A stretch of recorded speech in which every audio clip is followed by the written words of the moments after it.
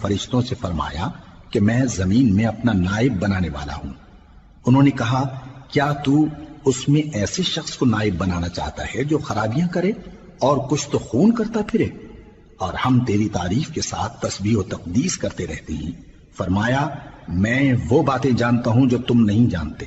اور اس نے آدم کو سب چیزوں کے نام سکھائے، پھر ان کو فرشتوں کے سامنے کیا اور فرمایا کہ اگر سچے ہو تو مجھے ان کے نام بتاؤ۔ انہوں نے کہا تو پاک ہے، جتنا علم تو نے ہمیں بخشا ہے اس کے سوا ہمیں کچھ معلوم نہیں، بے شک تو دانا ہے، حکمت والا ہے۔ تب اللہ نے آدم کو حکم دیا کہ آدم تم ان کو ان چیزوں کے نام بتاؤ۔ سو جب انہوں نے ان کو ان کے نام بتائے تو فرشتوں سے فرمایا کیا میں نے تم سے نہیں کہا تھا کہ میں آسمانوں اور زمین کی سب پوشیدہ باتیں جانتا ہوں، اور جو تم ظاہر کرتے ہو اور جو پوشیدہ کرتے ہو سب مجھ کو معلوم ہے۔ اور جب ہم نے فرشتوں کو حکم دیا کہ آدم کے آگے سجدہ کرو تو وہ سب سجدے میں گر پڑے مگر شیطان نے انکار کیا اور غرور میں آ کر کافر بن گیا۔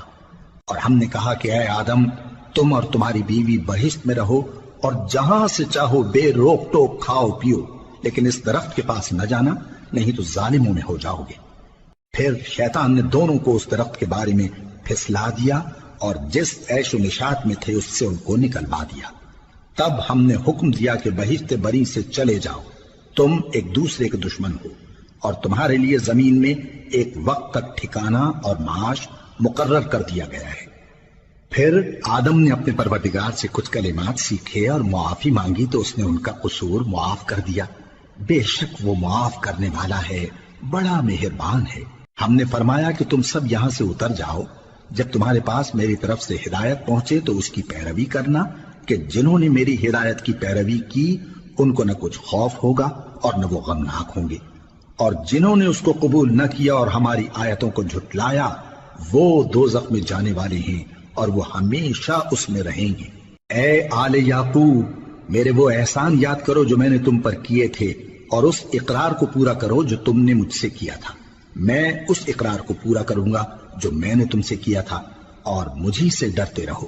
اور جو کتاب میں نے اپنے رسول محمد صلی اللہ علیہ وآلہ وسلم پر نازل کی ہے، جو تمہاری کتاب یعنی تورات کو سچا کہتی ہے، اس پر ایمان لاؤ اور اس سے منکر اول نہ بنو، اور میری آیتوں میں تحریف کر کے ان کے بدلے تھوڑی سی قیمت یعنی دنیاوی منفعت نہ حاصل کرو، اور مجھی سے خوف رکھو، اور حق کو باطل کے ساتھ نہ ملاؤ، اور سچی بات کو جان بوجھ کر نہ چھپاؤ، اور نماز پڑھا کرو اور زکوٰۃ دیا کرو، اور اللہ کے آگے جھکنے والوں کے ساتھ جھکا کرو۔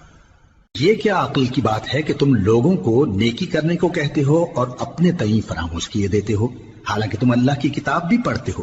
کیا تم سمجھتے نہیں؟ اور رنج و تکلیف میں صبر اور نماز سے مدد لیا کرو، اور بے شک نماز گراں ہے مگر ان لوگوں پر گراں نہیں جو عجز کرنے والے ہیں، جو یقین کیے ہوئے ہیں کہ وہ اپنے پروردگار سے ملنے والے ہیں اور اس کی طرف لوٹ کر جانے والے ہیں۔